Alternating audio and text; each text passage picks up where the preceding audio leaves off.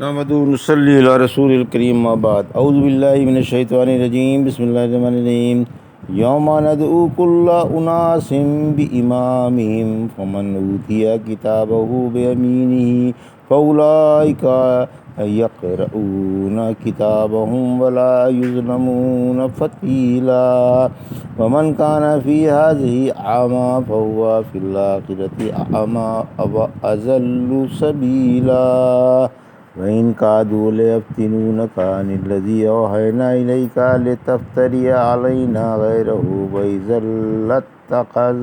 لَاتَّخَذُوكَ خَلِيلًا وَلَوْلَا أَن ثَبَّتْنَاكَ لَقَدْ كِدتَّ تَرْكَنُ إِلَيْهِمْ شَيْئًا قَلِيلًا إِذًا لَأَذَقْنَاكَ ضِعْفَ الْحَيَاةِ وَضِعْفَ الْمَمَاتِ ثم لا تجد لك علينا نصيرا وإن كادوا ليستفزونك من الأرض ليخرجوك منها وإذا لا يلبسون خلافك إلا قليلا سنة من قد أرسلنا قبلك من رسلنا ولا تجد لسنتنا تحويلا۔ ابھی آپ نے سورہ بنی اسرائیل کی آیت 71 سے 77 کی تلاوت سماعت فرمائی۔ ان آیتوں کا ترجمہ اور تفسیر اس طرح ہے: یوم ندعو کل اناس بامامہم فمن اوتی کتابہ بیمینہ فاولئک یقرؤون کتابہم ولا یظلمون فتیلا۔ آیت 71: ومن کان فی ہذہ اعمی فہو فی الآخرۃ اعمی واضل سبیلا۔ آیت 72۔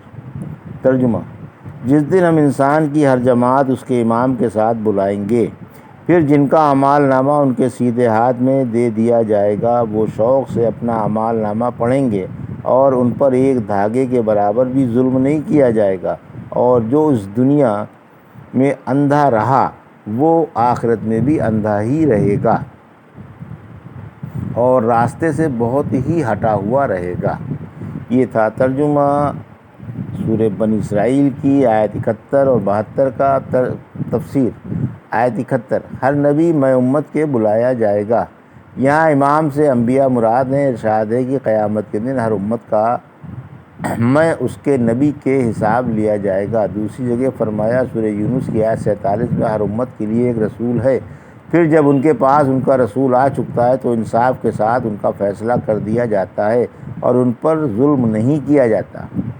سورہ نساء کی آیت 41 میں فرمایا اس وقت کیا حال ہوگا جب کہ ہم ہر قوم میں سے ایک ایک گواہ حاضر کریں گے اور آپ کو بھی ان پر گواہی دینے کے لیے حاضر کریں گے۔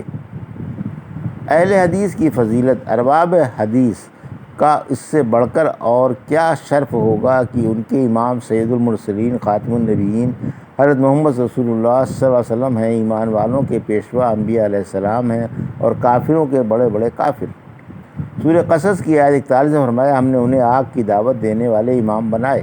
حدیث میں ہے کہ ہر قوم اپنے اپنے معبود کے پیچھے لگ جائیں گے، چنانچہ بت پرست بتوں کے پیچھے پیچھے ہوں گے۔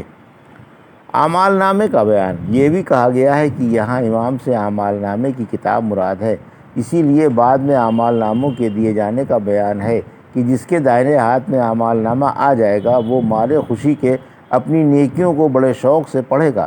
چنانچہ فرمایا سورہ حاقہ کی آیت 19 سے 24 میں پھر جس کی کتاب اس کے سیدھے ہاتھ میں دی جائے گی تو وہ کہے گا کہ آؤ میرا اعمال نامہ پڑھو، مجھے تو اپنے حساب کے پیش آنے کا یقین تھا۔ بہرحال وہ پسندیدہ عیش میں ہوگا اور بہشت بری میں ہوگا جس کے میوے قریب ہوں گے۔ حکم ہوگا کہ مزے سے ان عملوں کے صلے میں جو تم نے گزشتہ زمانے میں کیے تھے کھاؤ پیو۔ ابن عباس ذرا سے اعمال نامہ ہی منقول ہے، یہی قول راجح ہے کیونکہ قرآن میں امام کا استعمال کتاب کے معنی میں موجود ہے۔ سورہ یاسین کی آیت 12 میں فرمایا ہم نے ہر چیز ایک واضح کتاب میں گھیر لی ہے، اور کتاب کا استعمال نامہ اعمال کے معنی میں بھی آیا ہے۔ سورہ کہف کی آیت 49 میں فرمایا نامہ اعمال رکھ دیا جائے گا اور تم گنہگاروں کو اس سے خوفزدہ دیکھو گے۔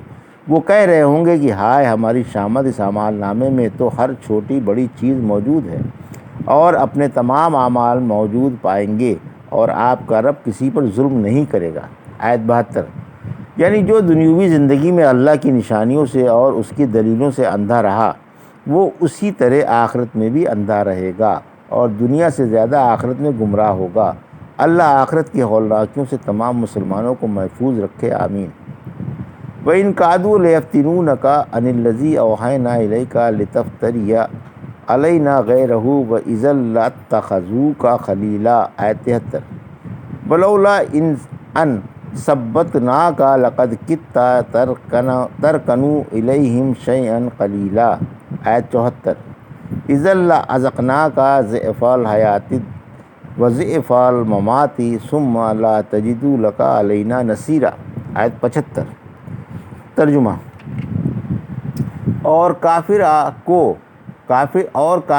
کو آپ پر اتری ہوئی وحی سے بہکا دینے والے تھے تاکہ آپ ہم پر اس کے سوا کچھ اور گڑھ لائیں، پھر تو وہ آپ کو گہرا دوست بنا لیتے۔ اگر ہم آپ کو ثابت قدم نہ رکھتے تو آپ کچھ نہ کچھ ان کی طرف جھکنے کے قریب ہی تھے، تب تو آپ کو ہم زندگی میں بھی اور موت کے بعد بھی دوہرا عذاب چکھاتے، پھر آپ ہمارے خلاف اپنا کوئی معاون بھی نہ پاتے۔ یہ ترجمہ تھا آیت 73 سے 75 کا۔ تفسیر، انبیاء کرام کی حفاظت۔ عیاروں اور فاجروں کی چالاکیوں اور عیاریوں سے اللہ نے ہمیشہ اپنے رسولوں کو محفوظ رکھا اور انہیں توحید پر ثابت قدم رکھا اور فرمایا کہ میں ہی تمہارا دوست و حمایتی ہوں، میں تم کو کسی مخلوق کے حوالے نہیں کروں گا اور تمہاری ہر طرح سے حفاظت کروں گا اور دشمنوں، مخالفوں اور حاسدوں پر تمہارا دین غالب کروں گا اور مشرق سے مغرب تک تمہارا بول بالا کروں گا۔ اللہ اپنے رسولوں پر قیامت تک کثرت سے سلامتیاں بھیجتا رہے، آمین۔ وَإِن كَادُوا لَيَسْتَفِزُّونَكَ مِنَ الْأَرْضِ لِيُخْرِجُوكَ مِنْهَا وَإِذًا لَا يَلْبَثُونَ خِلَافَكَ إِلَّا قَلِيلًا۔ آیت 76، ترجمہ، یہ تو اس سرزمین سے آپ کے قدم ہی اکھاڑنے لگے تھے تاکہ آپ کو یہاں سے نکال باہر کریں، پھر تو آپ کے بعد یہ بھی کم ہی ٹھہر پاتے۔ یہ ترجمہ تھا آیت 76 کا۔ تفسیر، یہ آیت قریشی کافروں کے بارے میں اتری جب انہوں نے رحمت عالم صلی اللہ علیہ وسلم کو مکے سے نکال دینے کا ارادہ کیا تو تھوڑی مدت ہی تو اللہ نے انہیں اس آیت کی دھمکی دی اور پہلے ہی سے بتا دیا کہ اگر انہوں نے ایسا کیا تو آپ کے نکل جانے کے بعد کافر بھی مکے میں تھوڑی مدت ہی ٹھہر سکیں گے۔ چنانچہ ایسا ہی ہوا، کیونکہ جب کافروں کی ریشہ دوانیاں حد سے بڑھ گئیں تو آپ مدینہ منورہ تشریف لے گئے۔ ہجرت کے 1.5 سال بعد ہی بدر کا واقعہ پیش آیا اور آپ کو شاندار فتح نصیب ہوئی اور 70 بڑے بڑے کافر مارے گئے اور 70 گرفتار ہوئے اور لونڈی غلام بھی ہاتھ آئے۔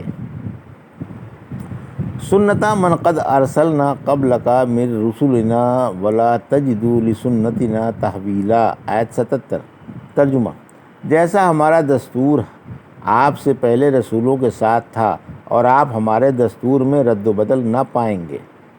یہ تھا ترجمہ آیت 77 کا۔ تفسیر، یعنی ہمارا دستور کافروں کے بارے میں جو ہمارے رسولوں کو نہیں مانتے اور انہیں جلا وطن کر دیتے ہیں، یہی ہے کہ ان پر عذاب آ جاتا ہے۔ اگر آپ رحمت عالم صلی اللہ علیہ وسلم نہ ہوتے تو ان کافروں پر بھی ایسا عذاب آتا جس کی مثال سابق زمانے میں نہ پائی جاتی۔ اسی وجہ سے فرمایا سورہ انفال کی آیت 33 میں، آپ کی موجودگی میں اللہ ان پر عذاب بھیجنے والا نہیں ہے۔